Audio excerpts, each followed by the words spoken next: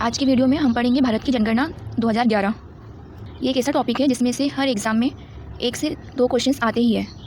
इसे हम पढ़ के भी जाते हैं पर एग्ज़ाम में जाके कन्फ्यूज़न हो जाता है। तो आज हम इसे इस तरीके से पढ़ेंगे और इसको याद भी करेंगे। और याद ऐसे करेंगे कि एग्ज़ाम में जैसे ही हम इसको देखेंगे तो हमको ऑप्शन से समझ में आ जाएगा कि इसका आंसर क्या है। सबसे पहला क्वेश्चन है, भारत के सर्वाधिक जनसंख्या वाले राज्य कौन कौन से हैं। तो भारत का सर्वाधिक जनसंख्या वाला जो राज्य है वो यूपी है, उत्तर प्रदेश। सेकंड नंबर पे महाराष्ट्र है और थर्ड नंबर पे बिहार है। हम यहाँ कोशिश करेंगे कि शुरू के जो 3 राज्य है वो हमें याद हो जाए। तो सर्वाधिक जनसंख्या वाला राज्य है यूपी, उत्तर प्रदेश। इसको ऐसे याद कर लो कि यूपी और बिहार के बीच में आया महाराष्ट्र। ये यूपी है, ये बिहार है और इनके बीच में है महाराष्ट्र। तो यूपी, महाराष्ट्र, बिहार। भारत के न्यूनतम जनसंख्या वाला राज्य कौन से है? सिक्किम। सिक्किम एक ऐसा राज्य है भारत का न्यूनतम जनसंख्या वाला राज्य है। तो सिक्किम, मिजोरम सेकंड नंबर पे है, अरुणाचल प्रदेश जो है वो थर्ड नंबर पे है। सिक्किम के नाम में लास्ट में दिख रहा है कि कम लिखा हुआ, कम सिक्किम कम लिखा हुआ दिख रहा ना, सिक्किम ही कम। तो ये सबसे कम जनसंख्या वाला राज्य है। भारत की न्यूनतम जनसंख्या को याद करने के लिए हम इसे ऐसे समझ सकते हैं कि जैसे इसमें अरुणाचल प्रदेश भी आया थर्ड नंबर पे।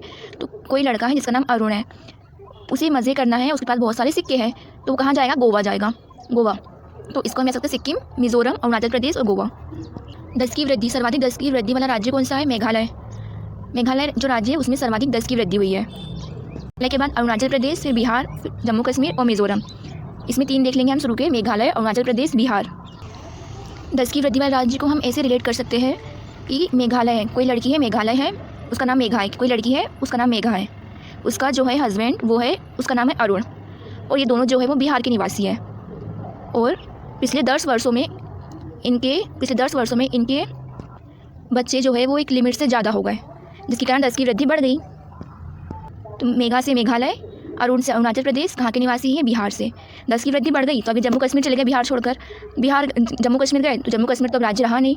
उसके बाद वो निकल गए उधर मिजोरम। आगे है न्यूनतम 10 की वृद्धि वाले राज्य, तो नागालैंड जो राज्य है उसकी 10 की वृद्धि न्यूनतम है, न्यूनतम में भी नकारात्मक है, -0.6%। तो ये क्वेश्चन बहुत बार पूछता है एग्जाम में कि नकारात्मक 10 की वृद्धि वाला राज्य कौन सा है, तो वो है नागालैंड। अब हम इसको याद करेंगे, इसको कैसे रिलेट करेंगे हम कि न्यूनतम 10 की वृद्धि। तो ऐसे सोचेंगे कि क्यों है यहाँ पे न्यूनतम 10 की वृद्धि, इतनी कम वृद्धि इसलिए है क्योंकि नागालैंड, उसके नाम में ही नाग छुपा हुआ है, नाग। सेकंड नंबर है कि केरल, तो केरल से रिलेट करेंगे करेला, वो भी कड़वा ही है। तो ये दोनों याद हो जाएंगे, नागालैंड और केरल। इसके बाद है गोवा। गोवा तो वैसे ही सभी लोग घूमने जाते हैं, तो वहाँ की 10 की वृद्धि कम है क्योंकि वहाँ रहने तो जाते नहीं हैं। नागालैंड, केरल, गोवा। अब है लिंगानुपात। सर्वाधिक लिंगानुपात कहाँ का है? केरल का। और न्यूनतम कहाँ का है? हरियाणा का। तो सर्वाधिक लिंगानुपात है केरल, तमिलनाडु, आंध्र प्रदेश। सबसे पहले केरल, सेकंड नंबर पे है तमिलनाडु, थर्ड नंबर पे है आंध्र प्रदेश। लिंगानुपात में याद रखना, इसको हम ऐसे याद रखेंगे कि इसमें हम भारत को देखेंगे, भारत के उत्तर राज्य और भारत के दक्षिण राज्य। जो सर्वाधिक लिंगानुपात है उसमें जो भारत के दक्षिण राज्य है ना उसका लिंगानुपात ज़्यादा है, और न्यूनतम लिंगानुपात में उत्तरी वाले जो राज्य है ना, उत्तर भारत वाले, कुछ वो वाले आएंगे। आप लोग देख सकते हैं यहाँ पे जो सबसे ज़्यादा लिंगानुपात है ना वो है केरल का। ये केरल का लिंगानुपात सबसे ज़्यादा है दक्षिण भारत में। उसके बाद तमिलनाडु सेकंड नंबर पे है, थर्ड नंबर पे है आंध्र प्रदेश। तो इसको ऐसे मैपिंग से आप याद रख सकते हो, इधर जाना है केरल पे, फिर तमिलनाडु, फिर आंध्र प्रदेश। अब न्यूनतम लिंगानुपात जो है ना वो हरियाणा, जम्मू कश्मीर, सिक्किम। सबसे कम लिंगानुपात हरियाणा का है। यहाँ देख सकते हो आप लोग, जो हरियाणा है उसका लिंगानुपात सबसे कम है। हरियाणा के बाद सीधे चल जाना जम्मू कश्मीर, सेकंड नंबर पे जम्मू कश्मीर, फिर यहाँ सिक्किम पे, थर्ड नंबर पे है सिक्किम, फिर यहाँ से जाना पंजाब। इसको मैपिंग से आप याद रख सकते हो। तो फर्स्ट पे आएगा सबसे कम जो है लिंगानुपात हरियाणा का, सेकंड पे है जम्मू कश्मीर, थर्ड पर है सिक्किम, फोर्थ पे है पंजाब। जम्मू कश्मीर अब राज्य नहीं है, अब केंद्र शासित प्रदेश है, पर 2011 की जनगणना में जम्मू कश्मीर जो है वो सेकंड नंबर पर था। अब है सर्वाधिक शिशु लिंगानुपात कहाँ का है? अरुणाचल प्रदेश का है। सर्वाधिक शिशु लिंगानुपात अरुणाचल प्रदेश का है और न्यूनतम शिशु लिंगानुपात है हरियाणा का। अब इसे हम ऐसे याद रख सकते हैं कि सर्वाधिक शिशु लिंगानुपात है अरुणाचल प्रदेश।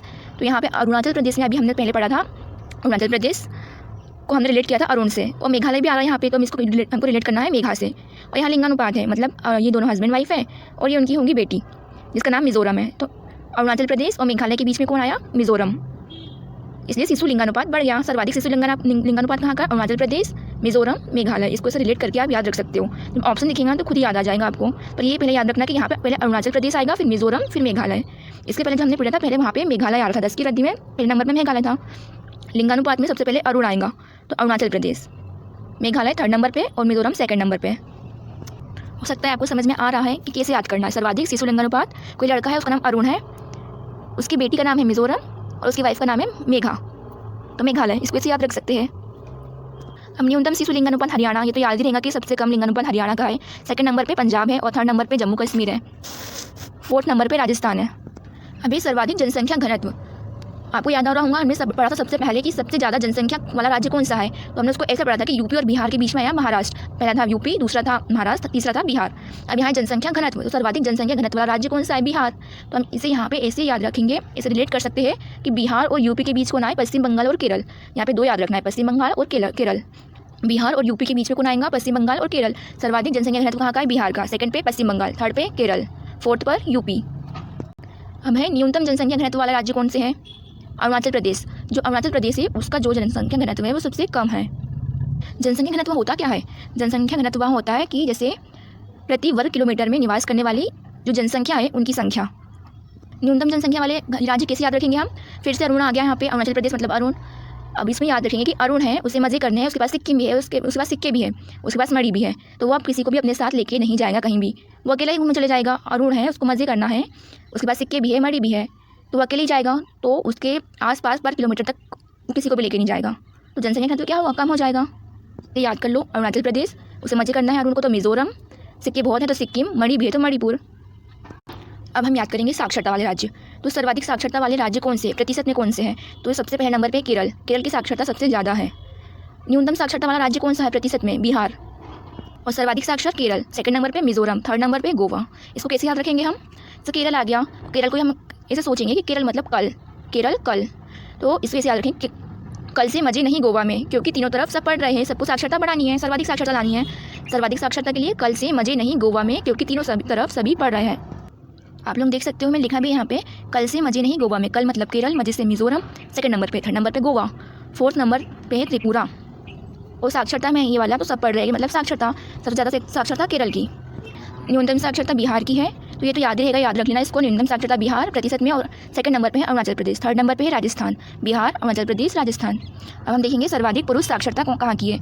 तो ये भी सेम ही है, केरल, मिजोरम, गोवा, त्रिपुरा। इसमें भी आप याद रख सकते हो कि कल से मजे नहीं गोवा में, क्योंकि तीनों तरफ सभी लोग पढ़ रहे हैं, सभी पुरुष पढ़ रहे हैं। महिलाओं में भी सेम है, केरल, मिजोरम, गोवा, त्रिपुरा, इसमें भी सेम ही है। तो कल से मजे नहीं गोवा में तीनों तरफ सारी महिलाएं पढ़ रही है। अब है न्यूनतम पुरुष साक्षरता। न्यूनतम पुरुष साक्षरता में है बिहार, सेकंड पे है अरुणाचल प्रदेश, थर्ड पे है आंध्र प्रदेश। न्यूनतम महिला साक्षरता, इसमें भी बिहार है जो फर्स्ट नंबर पे, जहाँ साक्षरता सबसे कम है महिलाओं की, प्रतिशत में बात कर रहे हैं हम। सेकंड पे है राजस्थान, थर्ड नंबर पे है झारखंड। अब है ग्रामीण जनसंख्या। हम याद करेंगे सर्वाधिक ग्रामीण जनसंख्या प्रतिशत कहाँ की है? सर्वाधिक ग्रामीण जनसंख्या जो प्रतिशत में है वो हिमाचल प्रदेश की है। सेकंड नंबर पे बिहार। इसे ऐसे रिलेट करेंगे कि कोई ग्रामीण लड़की है, हिमाचल प्रदेश मतलब हेमा याद रख लो, कोई ग्रामीण लड़की है हेमा, वो बिहार की निवासी है, बिहार में रहती है। और असम मतलब वो बहुत शर्मीली है, असम से शर्मीली।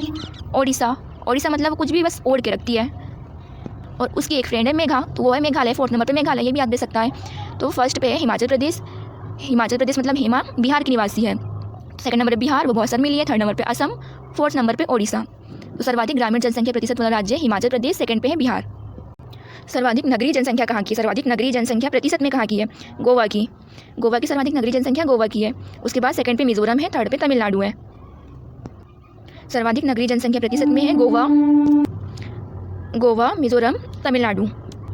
सर्वाधिक नगरीय जनसंख्या है, ये प्रतिशत में था गोवा, और बिना प्रतिशत में पूछिए तो महाराष्ट्र जो है वो सर्वाधिक नगरीय जनसंख्या वाला राज्य है। सेकंड नंबर पे यूपी, थर्ड नंबर पे तमिलनाडु। सर्वाधिक नगरीय जनसंख्या महाराष्ट्र की है।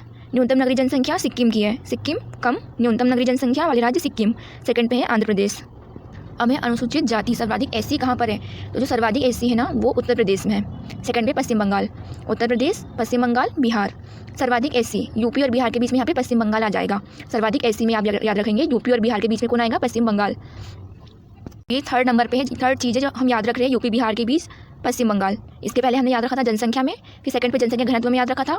अब याद रख रहे हैं एससी में कि यूपी बिहार के बीच में कौन आ रहा है? पश्चिम बंगाल। यदि हम प्रतिशत में बात करें, सर्वाधिक एससी प्रतिशत कहाँ पे है? तो पंजाब में सबसे ज़्यादा एससी का प्रतिशत है। सेकंड पे हिमाचल प्रदेश, थर्ड नंबर पे पश्चिम बंगाल। पंजाब, हिमाचल प्रदेश, पश्चिम बंगाल। अब सर्वाधिक अनुसूचित जनजाति वाले राज्य कौन कौन से हैं? एसटी जो सबसे ज़्यादा कहाँ पर है? यदि हम एसटी देखें, सर्वाधिक अनुसूचित जनजाति, सर्वाधिक जो एसटी वाला राज्य वो हमारा एमपी है। ठीक है, सर्वाधिक जो एसटी वाला राज्य कौन सा है? एमपी है। सेकंड नंबर पे कौन सा है? महाराष्ट्र है। थर्ड नंबर पे है ओडिशा। सर्वाधिक एसटी कहाँ पे होता है? सर्वाधिक अनुसूचित जनजाति कहाँ पे है? मध्य प्रदेश में है। सेकंड पे महाराष्ट्र में है, थर्ड में ओडिशा में है। मध्य प्रदेश, महाराष्ट्र, ओडिशा। यदि हम वहीं प्रतिशत की बात कर ले, सर्वाधिक एसटी प्रतिशत वाले राज्य, तो इसके लिए हम चले जाएंगे पूर्वोत्तर भारत में। आपने मैप तो देखा होगा, उसमें लोकेशन पता होगी आपको। मिजोरम कहाँ पे है, सबसे लास्ट में जो दिखता है ना उधर मिजोरम, तो वहाँ से स्टार्ट करेंगे। सबसे ज़्यादा एसटी प्रतिशत कहाँ पे है? मिजोरम, फिर नागालैंड, फिर मेघालय और अरुणाचल प्रदेश। फर्स्ट पे कौन है प्रतिशत के हिसाब से देखिए हम यदि, तो मिजोरम सबसे आगे है, एसटी सबसे ज़्यादा है प्रतिशत में मिजोरम में, सेकंड है नागालैंड, थर्ड है मेघालय। और एसटी सबसे ज़्यादा कहाँ पे है? एमपी में और महाराष्ट्र में। हरियाणा और पंजाब जो है वो राज्य ऐसे है जहाँ पे कोई भी एसटी निवास नहीं करती है।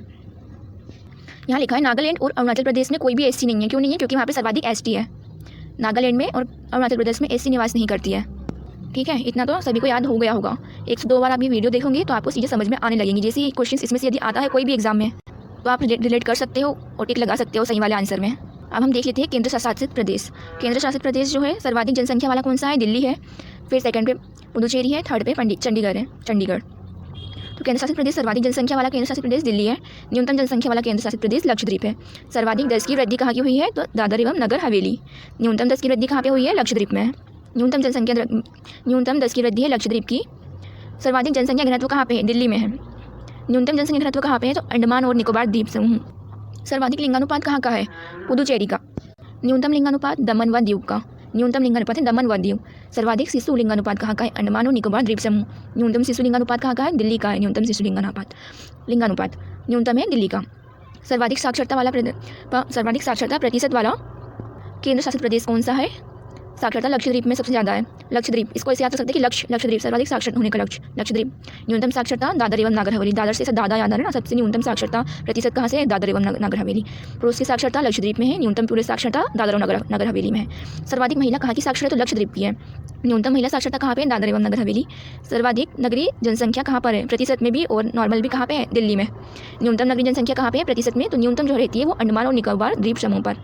जनसंख्या की दृष्टि से सबसे छोटा यूटी केंद्र शासित प्रदेश कौन सा जो सबसे छोटा है? लक्षद्वीप है। इसे याद रखना कि सबसे छोटा केंद्र शासित प्रदेश लक्षद्वीप। सर्वाधिक एससी कहाँ पर रहती है? अनुसूचित जाति प्रतिशत में कहाँ रहती है? सबसे अधिक चंडीगढ़ में। सर्वाधिक एससी जनसंख्या कहाँ रहती है? दिल्ली में। प्रतिशत में पूछा तो चंडीगढ़। लक्षद्वीप तथा अंडमान निकोबार द्वीप समूह में एससी नहीं रहती है। सर्वाधिक एसटी प्रतिशत कहाँ पर है? लक्षद्वीप में ही है। एसटी का सर्वाधिक प्रतिशत कहाँ पे? लक्षद्वीप में है। सर्वाधिक एसटी जनसंख्या कहाँ निवास करती है? दादर एवं नगर हवेली में। सबसे ज़्यादा एससी कहाँ है? दिल्ली में। सबसे ज़्यादा एसटी कहाँ है? दादर एवं नगर हवेली में। ये सर्वाधिक एससी पूछा तो दिल्ली, एसटी पूछा तो दादर एवं नगर हवेली। यदि प्रतिशत में पूछ लिया एससी तो चंडीगढ़, प्रतिशत में पूछ लिया एसटी तो लक्षद्वीप। ठीक है, तो अब कुछ पॉइंट्स हैं जो हमें पता होने चाहिए कि जो भारत की जनगणना है वो भारत की संविधान है, उसकी धारा 246 में लिखा गया है। भारत का जो संविधान है ना हमारा, उसकी धारा है 246, उसमें लिखा गया है कि जनगणना कराने का जो दायित्व होता है ना वो संघ सरकार का होता है। और यहाँ जो है संविधान की 7वीं अनुसूची में है, क्रम संख्या 69 पर अंकित है। जो संविधान की 7वीं अनुसूची है ना, उसी क्रम संख्या 69 पर यह अंकित है कि गणना कराने का दायित्व संघ सरकार का है। जनसंख्या संगठन केंद्रीय गृह मंत्रालय के अधीन कार्यरत है, जिसका उच्चतम अधिकारी जो होता है भारत का महापंजीयक एवं जनगणना आयुक्त होता है। वर्तमान में भारत के महापंजीयक एवं जनगणना आयुक्त डॉक्टर सी चंद्रमौली है। 2011 की जनगणना, जो 2011 में जनगणना हुई थी ना, वो 15वीं जनगणना थी। और यदि हम स्वतंत्र भारत की बात करें, जब हमारा भारत स्वतंत्र हुआ था,